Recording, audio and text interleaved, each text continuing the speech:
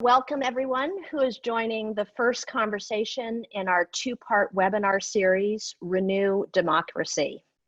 I'm Martine Halverson-Taylor, Associate Professor and Associate Chair of the Department of Religious Studies at the University of Virginia, and co-director of the Religion, Race, and Democracy Lab, which is hosting this event.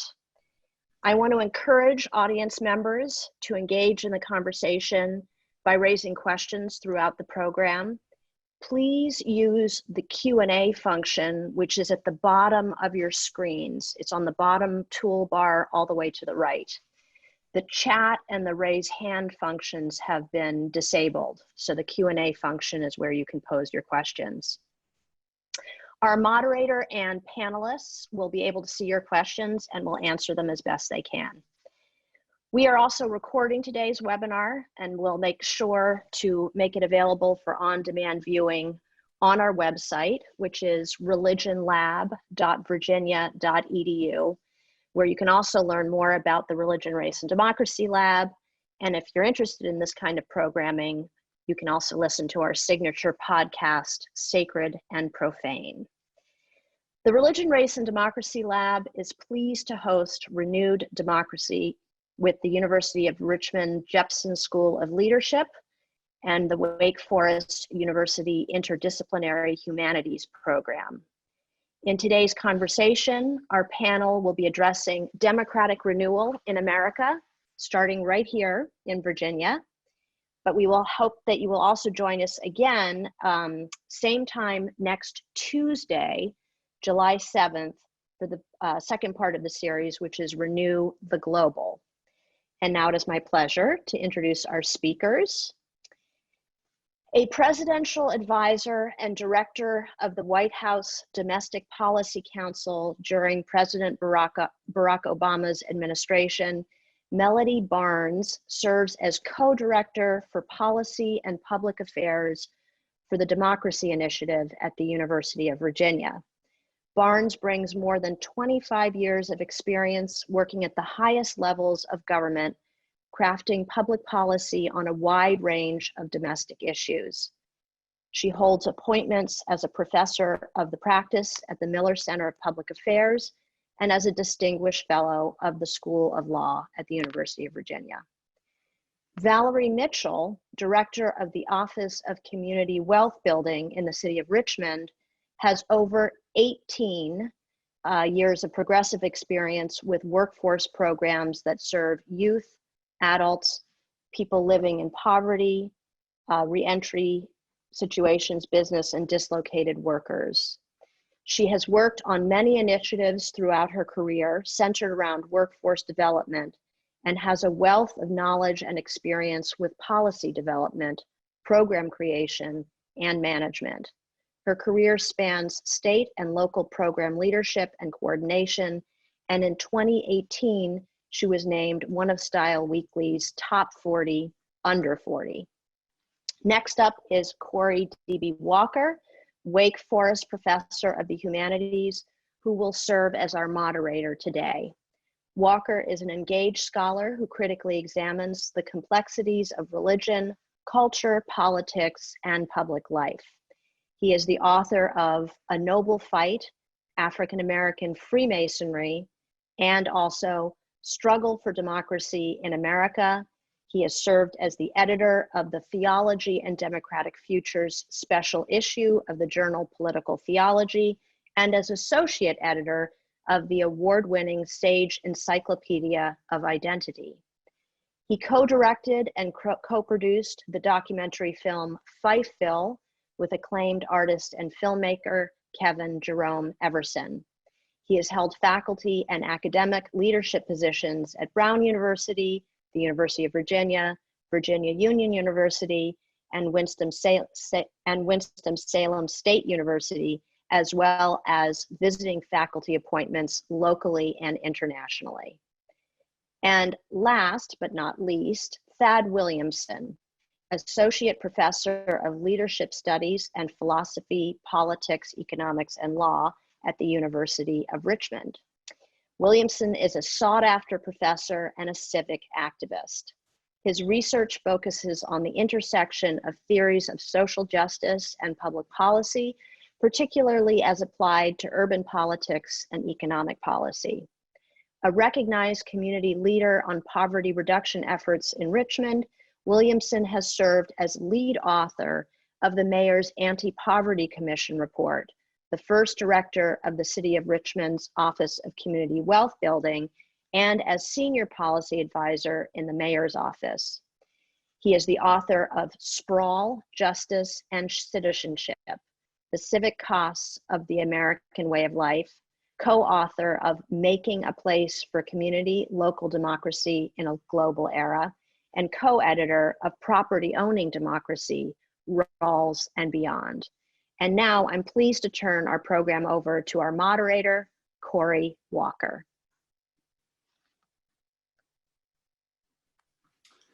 Thanks so much, Martine, and good afternoon, everyone.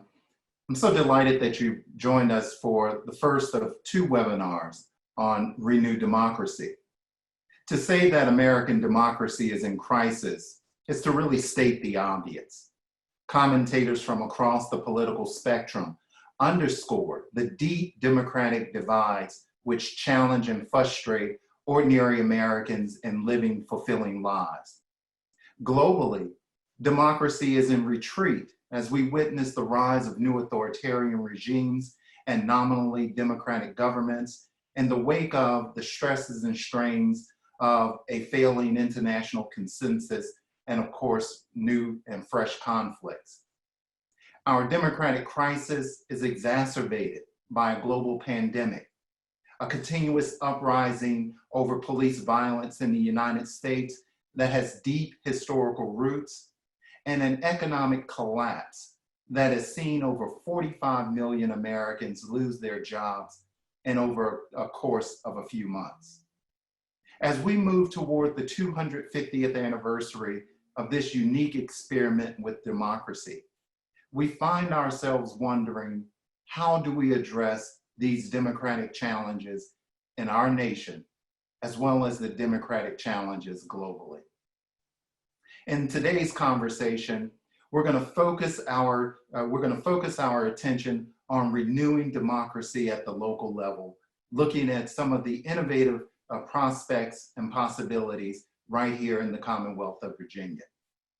We're trying to respond to a series of pressing and important questions. How can we create and sustain an America that never was, but should be?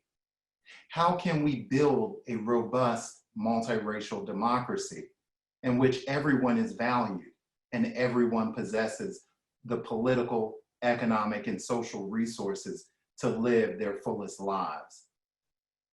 I'm glad to be joined by my dear friends Melanie, Valerie, and Thad, who will help us journey in this conversation. And we'll begin by first allowing each of them to offer some opening remarks, and then we'll engage in a conversation and then engage questions from our assembled audience. Let's begin with Melanie. Melanie, you have extensive experience at the highest levels of government and crafting public policy, not only nationally, but across democratic domains. Most recently, you wrote a wonderful article, an important article in the journal Democracy, where you talk about the idea of a cold civil war, the idea that in the midst of this cold civil war, we're presented with a persistent centuries-old refusal of the idea of America as an inclusive, multicultural democracy. Can you talk to us a bit about the challenges of building that American democracy that is inclusive of our multicultural heritage, as well as some of the prospects and possibilities that you see for democratic renewal? Absolutely. Well, first of all, I am thrilled to be here with the three of you this afternoon and the audience that's watching. And I want to thank the Religion, Race, and Democracy Lab at the University of Virginia for hosting us, along with Wake Forest and with the Jepson School. And Corey, before I go to the heart of your question, I want to touch on something you said a little bit earlier in your remarks and put this all in a larger frame, maybe kind of bring this down by concentric circles. If we think about the challenge that's before us right now, you were talking about global democracy. Back in March of this year, Freedom House released a report, and for those of you not familiar with Freedom House, it's a nonpartisan global organization that studies democracies around the world. And they released a report that indicated that for the 14th straight year, democracy is in decline around the world. That individuals in 64 countries were experiencing the demise of their rights and civil liberties, and individuals in only 37 countries were actually seeing some sort of improvement. The United States sits in that context, and unfortunately, the United States is experiencing similar challenges, and in fact, in that decline, we've seen greater decline in the United States over the last several years. So back in 2017, the Economic Intelligence Unit downgraded the United States and describes it now as a flawed democracy. Those are their words. They talked about a sharp fall in popular confidence in the functioning of democratic institutions. And I'm going to tie that in a second to what you were saying, Corey, about the Cold Civil War.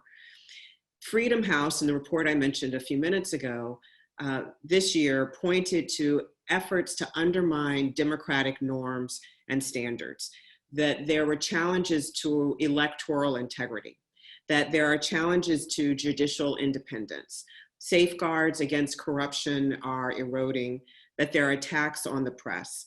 And then to this point about the Cold Civil War, we are in such a state now where there's a partisan divide that doesn't even allow us to see one another just as opponents. We see each other as enemies, that we are unable to see the shared humanity in those who have different ideological positions, that it has started to calcify or to continue a calcification of our democratic processes.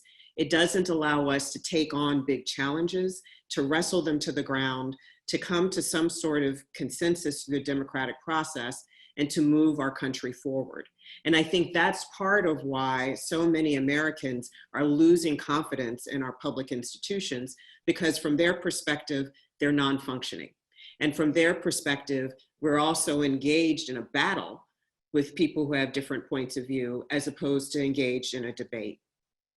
I think one of the things that we also have to do is to assess our democracy against the very standards that were used when our democracy, our constitutional republic, was founded. We have to think about those tenets of pluralism and tolerance and rule of law. And you certainly can go back hundreds and hundreds of years and begin that assessment and find deeply, deeply troubling realities as opposed to and as compared to our aspirations. But you can fast forward just to the past 3 months when we've revealed the chronic challenges that are facing many communities in the COVID crisis. And at the same time, we're confronted with the very real challenges that have been in many ways proven to, I think, some in the United States, certainly revealed to some, known well by others as a result of the murder of George Floyd. And I think that that should be instructive to all of us as we think about and consider the conditions that are necessary for a healthy democratic culture. As we think about responsible and inclusive citizenship, as we think about mobility and opportunity that's available for everyone, as we think about those trusted and effective democratic institutions that so many no longer believe in, as we think about and hopefully embrace a fact-based civil discourse and media, and as we think globally about a resilient democratic governance in world affairs. How do we engage with other countries around the world? So all of those things lead to a troubled moment for democracy right now, but that troubling moment is attached to year after year, generation after generation, century after century of a delta between our aspirations and the realities of our democracy. I'll stop there. Thanks so much, Melody. You really framed our conversation in an elegant manner. We're not only facing a global crisis in democracy, a steady decline in democratic legitimacy, a precipitous decline in the US. We're also facing a decline in democratic legitimacy that comes from the democratic roots of this American experiment, the conflicts and contestations around race, around the deep inegalitarian economic crisis that we face, as well as our access and the belief that we have the democratic institutions to respond to our aspirations. Thad, 2 years ago, on July the 4th, 2018, on the pages of The Hill, you and Melody co-authored an op-ed. The op-ed challenged us to confront the crisis in our democracy to build a more perfect union. Can you talk to us a bit about your experiences attempting to build that more perfect union right locally in Richmond, attacking the issue of poverty and how you move that issue in and through the levels of local government to open up a new opportunity to create a new opening to realize democracy anew? Sure. Thank you, Corey. And again, thank you to the organizers of this. I'm thrilled to be here on this panel with three of my favorite people. And to speak to your question, I mean, I'm a little emotional today because literally 15 years ago today, my wife and I moved to Richmond. And now 15 years later, we have an office community wealth building that's thriving that Valerie will talk about, and maybe monuments are coming down today. So it's kind of overwhelming to think about that level of change. But an enormous amount of work by a lot of people went to make even that bit of progress we've seen, which to me is just the beginning of what really needs to happen in Richmond and in other communities across the country. So as was mentioning in my academic roles, I study urban politics, but also I come at it from a political theory perspective. And political theorists like John Stuart Mill and Alexis de Tocqueville speak very positively of the importance of local politics, almost to the point of romanticizing it. But they say this is the place where democracy can be most real, where you're forced to step outside of yourself a little bit and get to know the situation of someone else, and hopefully broaden your sense of self-interest, and hopefully learn how to form coalition with other people in order to get things done. They also talk about this is where you can actually know your public officials, and you can actually make judgments on their character and their ability to define and act on the public interest in ways it's much more difficult when you're talking about a national level system. And also we know that cities in particular are magnets for activism. We don't see protests at Chesterfield Town Center over the last few weeks or places like that. They come to downtown Richmond, for really important reasons. And lastly, that cities in particular, this is where you can actually build meaningful relationships across lines of difference, particularly on race, but also class and other important dimensions. So that's like the positive potential of cities, which I have experienced to be absolutely real. But there's also the downside, the massive challenges that comes with the American system of metropolitan government, which basically has systematically concentrated the toughest problems in cities while providing them with the fewer resources and often with quite dysfunctional governance systems.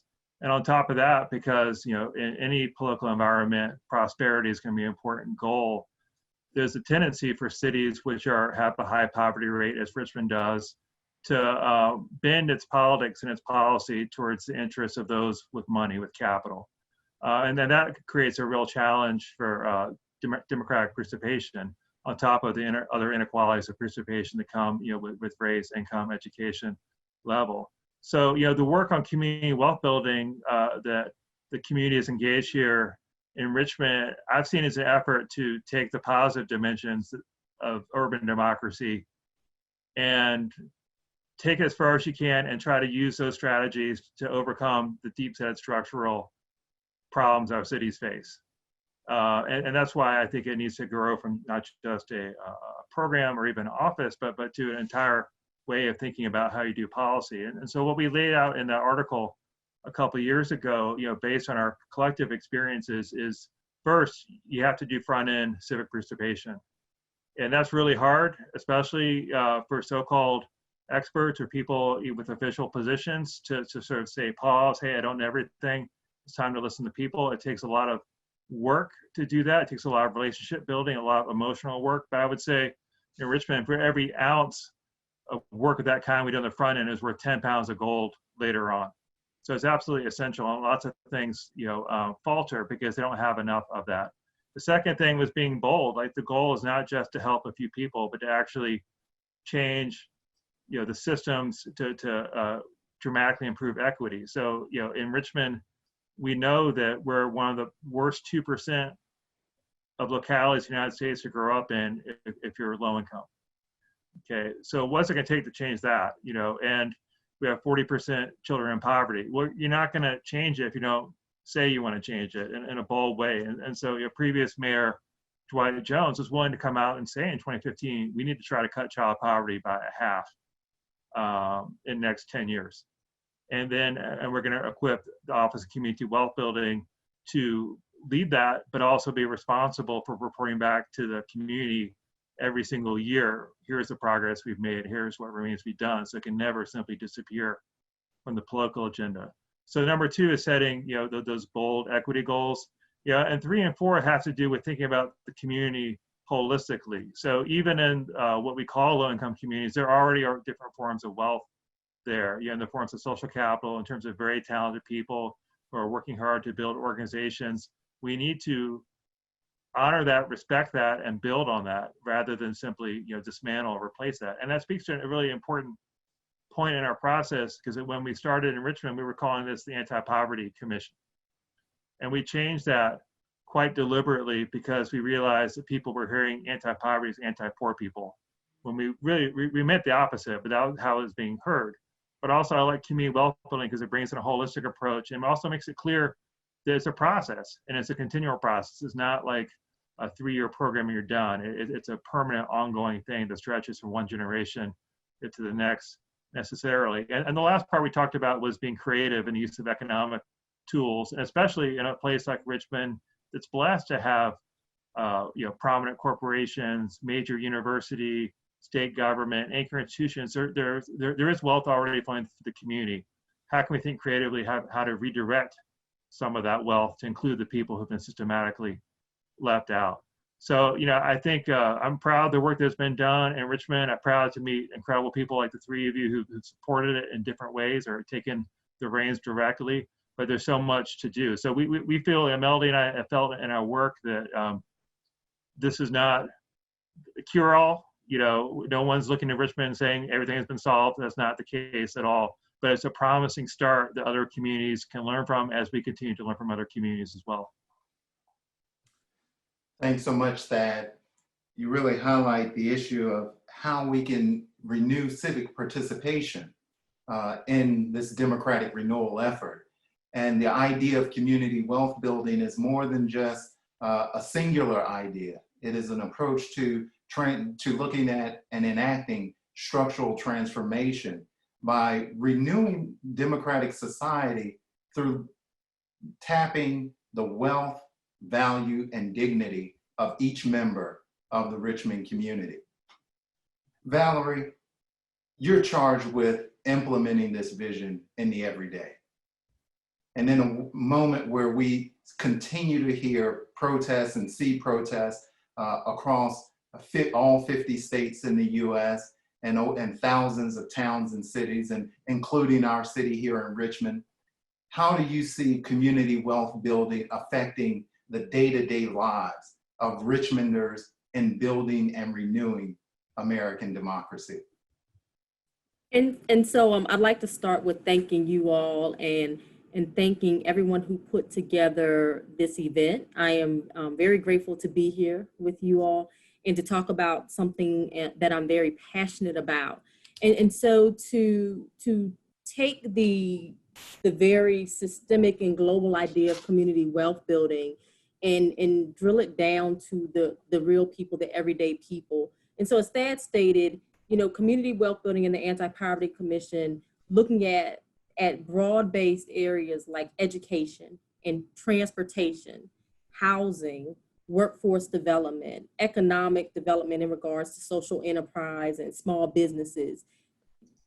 Those broad areas and issues, how does that equate to someone's everyday life? And even when you look at what's going on today across the country, across our nation with the protests, how do you in Richmond, Virginia, look at what's happening on Monument Avenue and for someone who's living in the community who is low income and dealing with this day to day, what is it? Why is what we're doing important? It's really about bringing those voices, and Thad touched on this, bringing those voices to the forefront.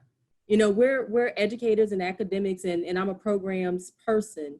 And historically, we sit in rooms and we develop programs and strategies, and we don't have the real people sitting at the table. We don't know what we know what the research states. We know what the need. We know housing in Richmond, Virginia needs to be redeveloped, right? We know this. We know how old it is. We know why it's there.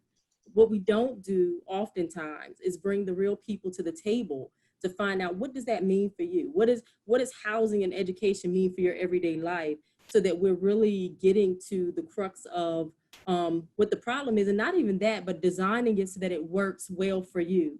We've been doing, so we have community ambassadors that we put this program in place a few years ago. We're working with individuals who live in the community. A lot of them have lived in poverty or still living in poverty, and they're sharing resource information as a part of it. The other very critical piece of it is that they're informing us. So when we go in to do a strategic plan, they're at the table letting us know, yes, this makes sense, this doesn't make sense. Because of COVID-19, we've been walking through the community with them and talking to people and actually trying to relate what's going on. They watch the news, they read their newspapers, and to be honest, quite a few of them don't, it's not as important to them if monuments come down or not. What is important to them is that they live in safe housing, that their children can go outside and play and be safe, that their children get the education that they need, that they're able to make the money that they need to make to take care of their families without working 2 and 3 jobs. And so it's bridging the gap between the two. It's bridging the gap between what we know the history states, what we know the research is telling us, and then bringing people to the table, and not bringing them to the table at the end of the game when we've got 5 ideas and these are our 5 best ideas, what do you think? But bringing them very early on in the room and saying, what do you want to see done? What do you walking, we've been, in the last 3 weeks, we've been through 2 Richmond Redevelopment and Housing Authority communities. And overwhelmingly, and they care about their families as we care about our families. They care about education. They care about crime in their communities. They care about their living conditions in the community, but they don't want to be displaced.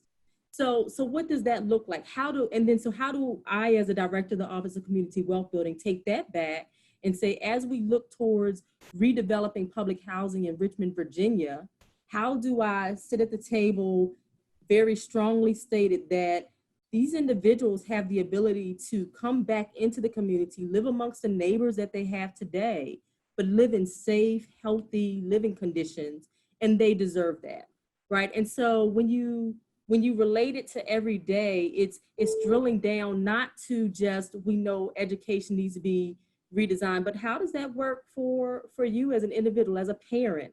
And so it's not the process is not always an easy one, because the input that they give us, sometimes they say that program, we don't need another nurse aid training in the city of Richmond, possibly. We need XYZ, or I took the training and I'm working 2 or 3 jobs. So if you're going to design a training program, you need to design a training program that person can go through and actually make the money they need to take care of their families without having to work 2 jobs to do so, right?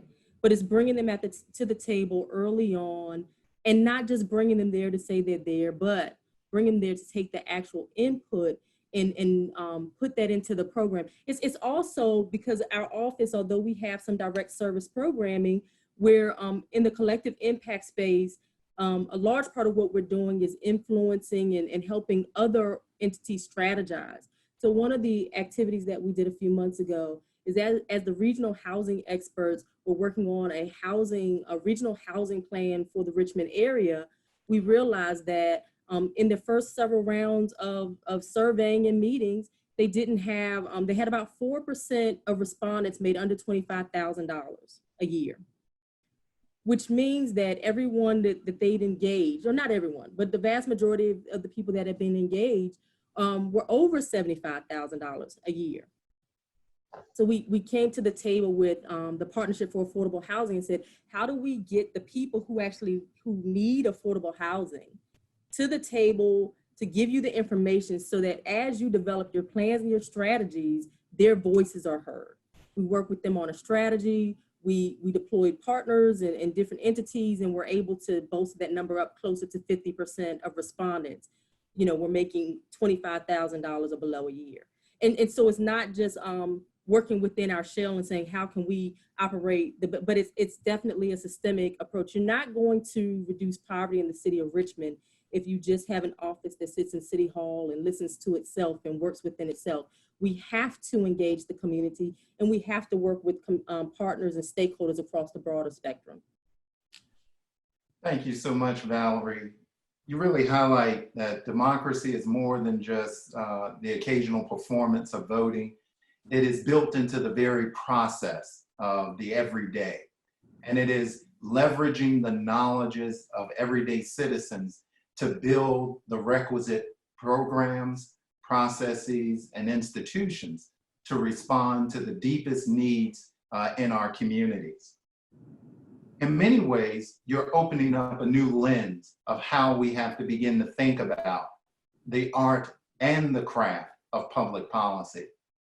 Melody, when we look at your experience as the advisor and director of domestic policy for the Obama administration, you see it at the highest levels of government. In many ways, what we're seeing here, what we're hearing here, is a new way of thinking about the norms, the ethics, the axes that guide public policy construction and implementation.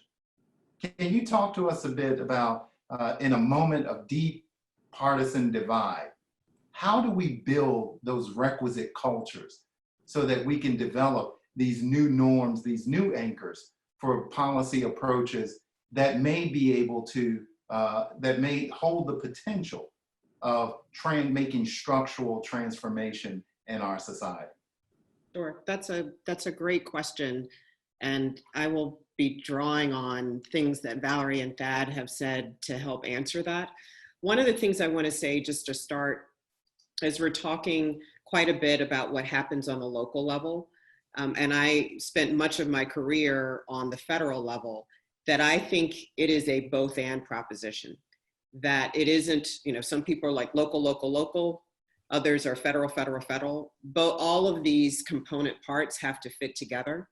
And I also believe, for some of the reasons that Thad and Valerie were talking about, but Thad led off with this, that the local is the place where people bump into each other. Like you see that person down the street. Valerie's got to talk to the people that she's working with, not just because she wants to, but because she probably sees them at the grocery store. You know, the mayor bumps into the person that wants their street paved. You know, you are constantly engaged with people on the local level. So the opportunity for real community is there, that it's an opportunity. And I think that that's relevant and important, going to your question, Corey, because politics is a lagging indicator. I mean, people often think about how do we change our politics, and voting is necessary but not sufficient. It is what happens on all the days in between those votes being cast.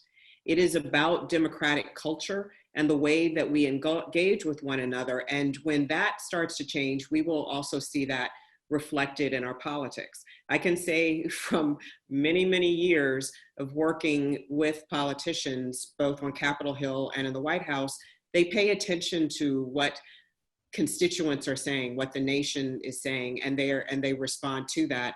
So as our culture goes, so do our politics. And I think community wealth building, as we've been talking about it, is important to that, because it does start with the community engagement, resetting that table. As Valerie was saying, it isn't setting the table, doing the work, and then saying, hey, and let me pull up a chair for a couple of you so that we can hear what you think. And I can say, having been involved in many policy processes on the local and federal level, that can be challenging, particularly when you've got a big idea, you want to move quickly, you see a big problem, you want to move to address it. That can be challenging, but it's necessary, and it's a necessary part of changing and correcting the norms, in part because it also builds something that sounds ephemeral, but is absolutely essential to getting the work done, which is trust and respect. And when people see that start to change around those tables, because you're working with people, you're engaging, you're listening, you're respecting experiences that people have had, and thinking about how that shapes policy in the ways that Valerie was talking about, it makes a difference.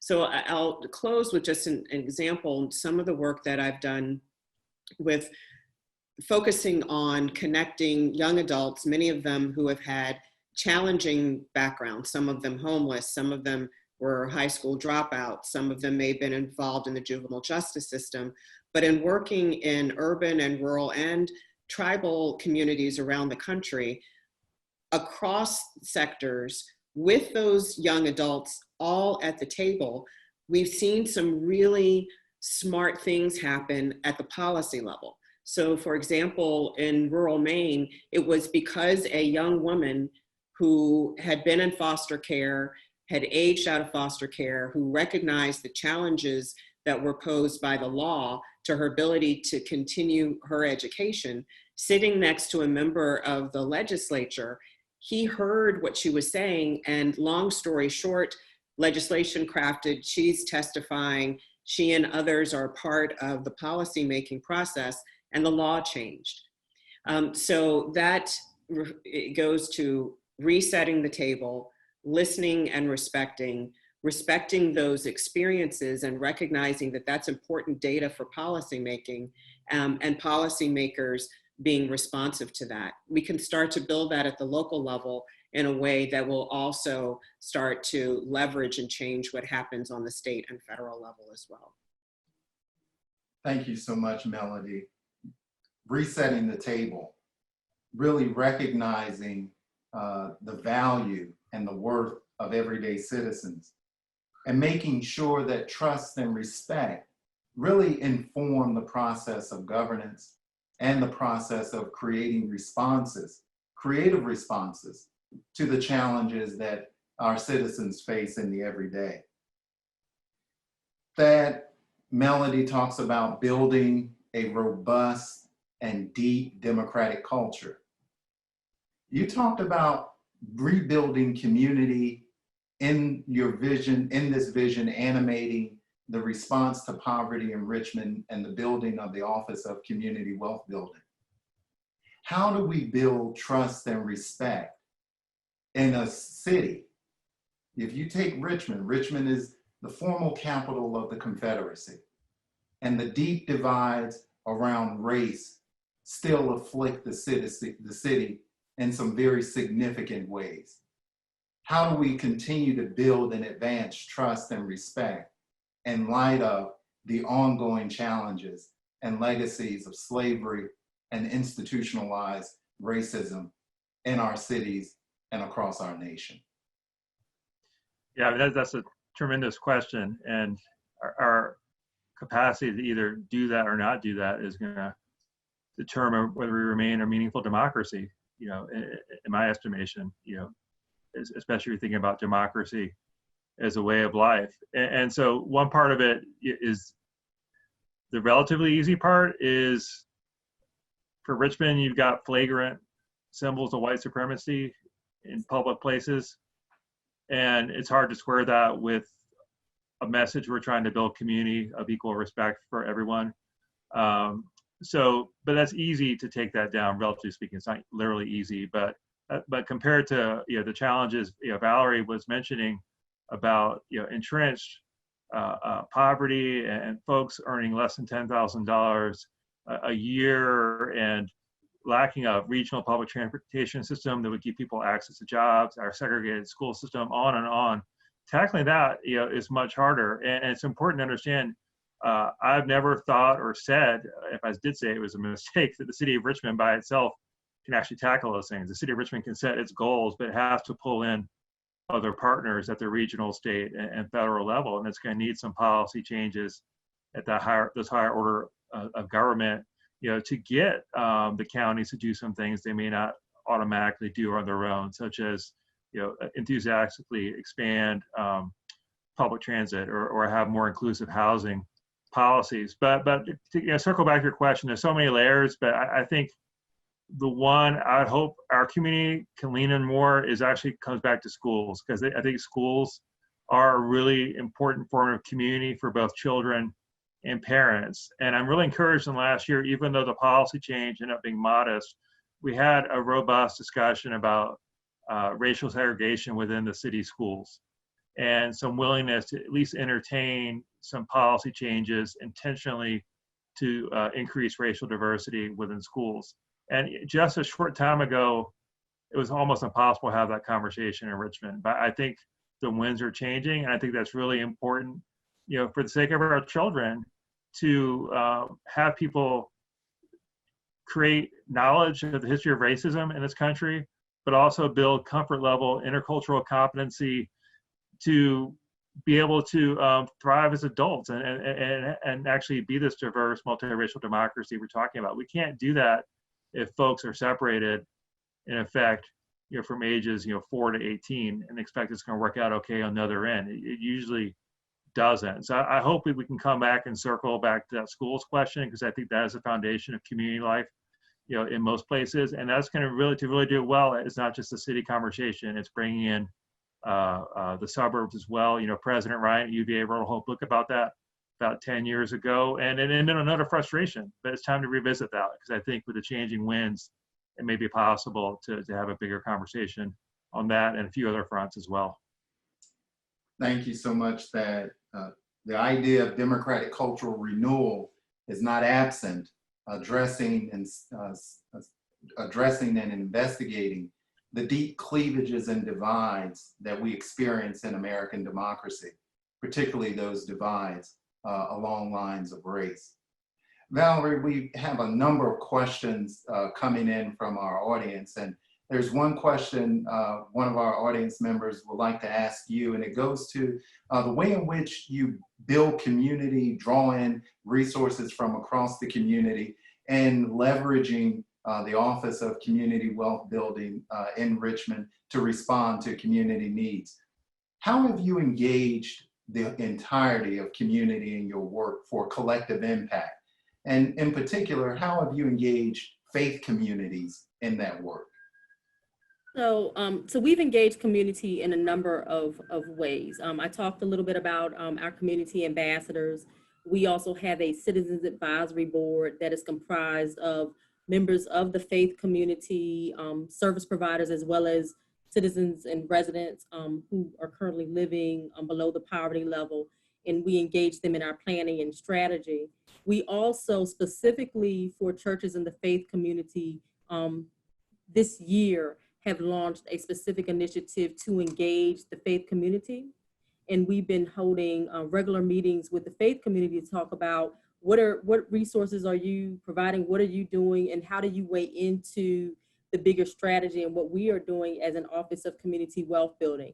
We're at the beginning stages of this initiative. It's called Wealth Connect.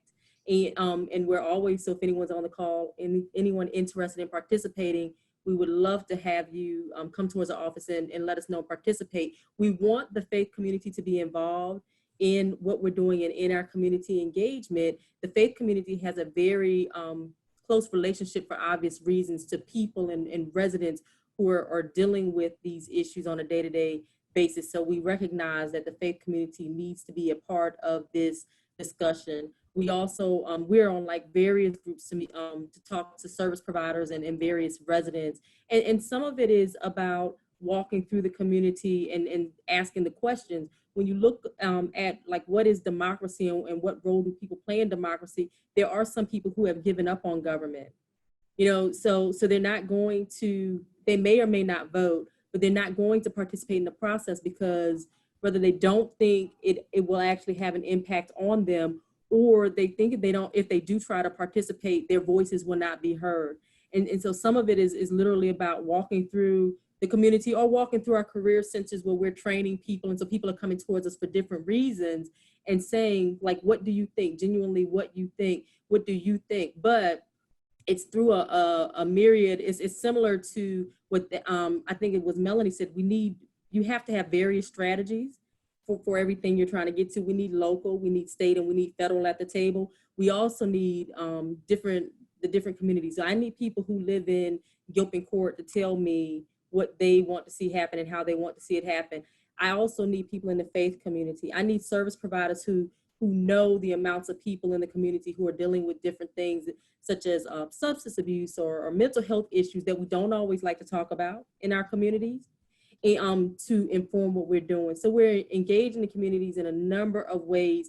And understand, I think one of the questions I saw was about what role does government play? Government should play an enormous role in ending and reducing poverty in its cities. You know, Richmond is a start. There are some other cities that have followed. It should be a nationwide effort, and government should have an enormous role because our systems created the issues that we're seeing now. These are not independent issues of, you know, Valerie is not making enough money and I need to participate we can participate in programs. We do workforce programs.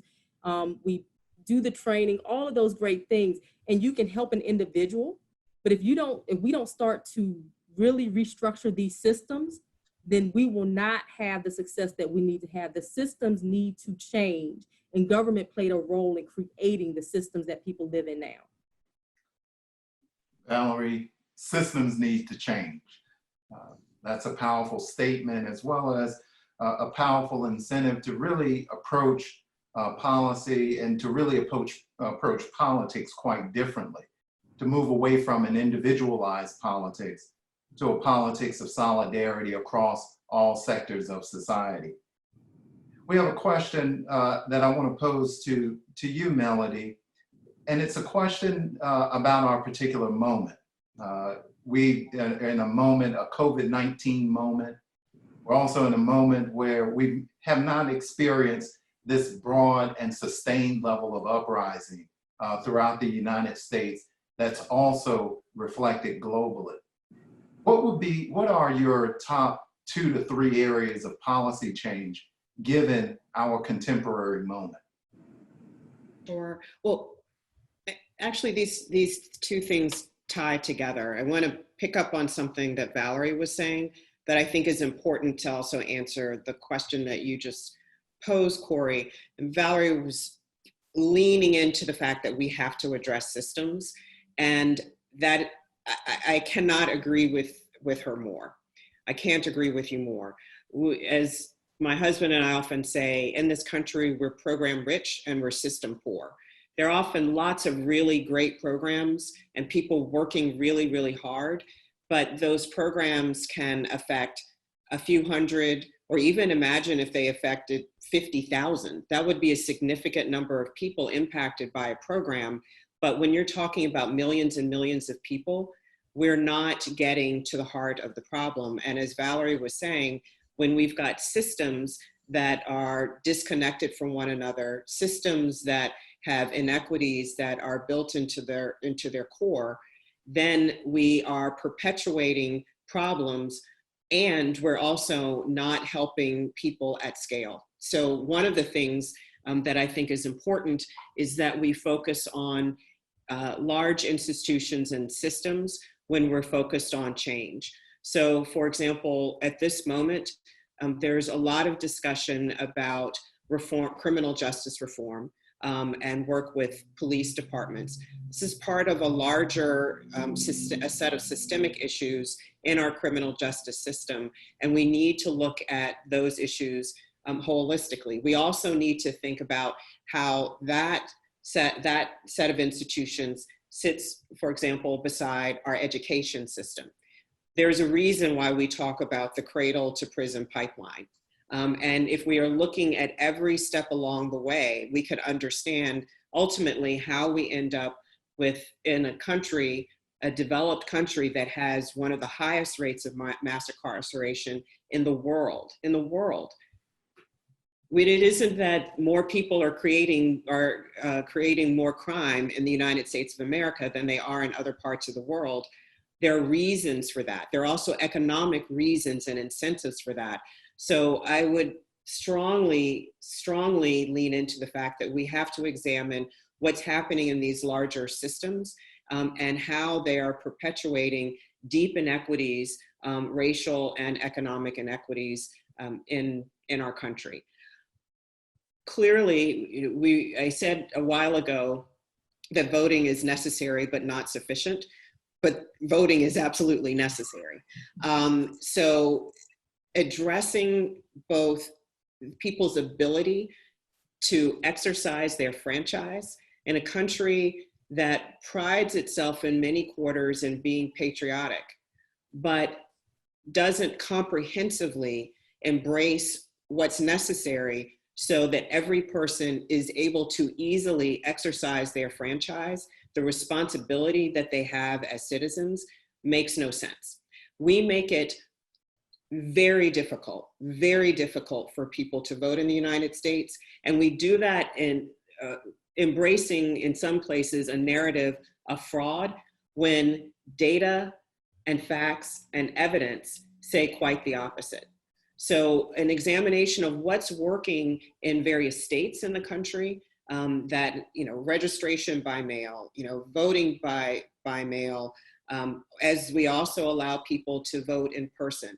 But thinking about that, particularly in this moment of COVID, so people are able to participate in elections in November, there are a list of things that go on and on that we need to consider so that people are able to participate in this democracy in a robust way. Thank you so much, Melody. You place on the agenda being program rich and system poor. Thad, where you introduced us to this idea of community wealth building. Richmond, the city of Richmond has built an office of community wealth building. It's an idea that's gaining traction, of course, globally. It's all over the UK, throughout the US. There are new models and new systems that are being built and tinkered with in Colorado, as well as in Ohio. But we're still facing this conundrum of being program rich and system poor. How does your conception of community wealth building address this particular situation? And how can it scale to really support structural transformation in the US? Yeah, another big question. But yeah, I think the concept, as I see it and others who I work with have seen it, you need to put that big goal on the table. And so what if we pose a question in Richmond, what would it really take to cut child poverty by at least 1/2 by 2030? If that was our goal, how would we actually reorganize all of our systems and policies, be it education, transportation, housing, economic development, workforce development, health, supportive services? We would need all those things to change, because we keep doing what we have been doing, we're gonna get the same results. So the Office of Community Wealth Building at one level, even though, as Valerie spoke to, it does provide services, it's also designed to be an engine for change in systems and policies, but also to pull people together around a common vision. And, and I think in Richmond, our system is quite fragmented because the Housing Authority has its own board. The school board is an elected group. The transit company has its own thing. And these are all really important institutions that the mayor just doesn't control. The mayor, whoever it is, has a challenge just getting their own agencies to do things according to a common plan. So, I think leadership, and this built from the ground up is saying, this is a common goal. We need everybody to understand this is what we're trying to do. It's bigger than any politician program or individual official. It's a collective goal that we're going to stick to, for years, even as the players change. And so has that been really done anywhere? Can I prove scientifically or work? No, of course not. But that's why we're trying to do something different, because that's what's needed. Obviously, what we've done before is inadequate. And also, obviously, we would need and welcome help from the federal level and the state level to make that happen, and to provide support. And, one of my big disappointments when I was director was we put a lot of energy into trying to get a HUD grant for Creighton Court, and we didn't get it. We didn't come close. And actually, I cried because I knew the effort had gone into it and the promises and hope that had been raised for residents. But the reality is only like 3 communities out of like 100 who apply for it were going to get that grant. And so that shows, we need more than scraps from the federal level. And we also need encouragement for communities like us in Richmond that have historically been kind of dysfunctional, but now trying to get our act together. So there needs to be like a category for those who are trying harder than maybe they did, and not just those who have been historically, super well organized. Can I just add that we actually, when I was still in administration, tried to do exactly what Thad was describing for the very reasons that he described. There are cities and communities that historically apply for grants and just miss it. And there are some that apply and aren't able to fully absorb those resources because of the mechanics inside local government. So trying to provide, in some cases, technical assistance and human resources from the federal level on the local level to help prepare and ensure that communities are able to better compete for those kinds of resources is an important partnership between the feds and localities. Thank you so much, Melody and Thad. And Valerie, we're rapidly coming to a close for today's conversation, but I wanted to come back to you quickly and really talk to you a bit and have you talk to us a bit about how do the communities that you work with, how do they see and understand democracy and what you're doing in the Office of Community Wealth Building as building their democratic potential and their potential to activate citizenship in a new democracy? I think the communities that we work with and the people that we engage on the ground see hope in our office, and they realize that, Melody said we're program rich and system poor, and they know that, right? They know that there are a lot of programs, there are a lot of government entities, and they're still in the same position and they haven't been heard. And so I think how a democracy is built is that, for one, we're giving them hope, and they realize that, as I speak, my voice is heard and things happen and things change. And then honestly, in the other space, with our ambassadors and the residents that we work with directly, we talk to them about the democracy. When we walked through Fairfield on Saturday, I said to a resident, so what that means now is that when city council hears something on redevelopment, you come down to city council and you let your voice be heard, or you write a letter, but you engage in the process. Because overwhelmingly, when issues like regional transportation and housing and homelessness and all of those pieces are brought before city council, there are some hot button topics that a lot of people come out for. Very rarely are they the people who need regional transportation to get to work, to get a better paying job, or who need their housing redeveloped. So what I've said to our ambassadors, and what we continue to teach them and try to train them up on, is I can, from where I sit, I can speak on your behalf, but I really can't. You have to speak, and this is what it looks like, right? This is what happens. As Melody said, politicians and government entities pay attention when people come and talk to us. If they come and talk to us, call, write letters, emails, however they do so. But people don't always realize that one phone call, that short email, coming and taking one Monday night, out of 6 months to talk in public comment, how that changes what happens on the other side. And so a part of it is also letting them know and training them on ways that they can be involved and they should be involved, so that things can be done in the manner in which they want to see them done. And that's my quick. Valerie, Melody, and Thad, thank you so much for an informative conversation. You not only remind us of the challenges that we face in our democratic society, but you also give us an opportunity to glimpse the possibilities of democratic renewal that are already afloat in the Office of Community Wealth Building in the city of Richmond. I'd like to invite everyone to join us next Tuesday, July the 7th, for our second installment of this webinar, where we will engage democracy on the global level. And we'll have a new set of conversationalists who will not only look at the challenges we face, but also the possibilities of democratic renewal. And as we close today, I close with the words of Walt Whitman from his 1871 classic text, Democratic Vistas. In that text, Whitman writes, "Democracy is a great word whose history remains unwritten because that history has yet to be enacted."